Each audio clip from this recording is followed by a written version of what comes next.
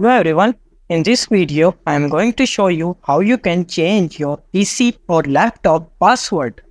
For this you need to go to your search bar and type here settings. Open settings by clicking this open button. Now click this accounts option. Open accounts. Now move to sign in options. Here you will find an option of Windows Hello Pin. Click this option and click this change button. After clicking, here you should provide your current PIN.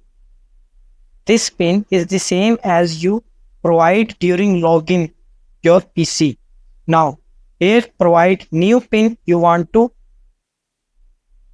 to add your new PIN and retype in the confirm PIN section. I am writing here my new PIN.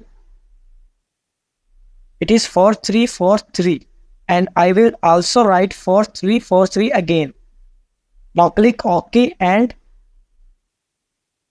close the sections. Your PIN is already changed.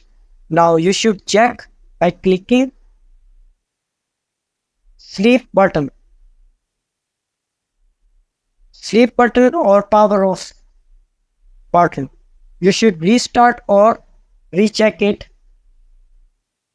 So that was the end of this video. If you found this video helpful, kindly subscribe to my channel and do comment down. Thanks for watching.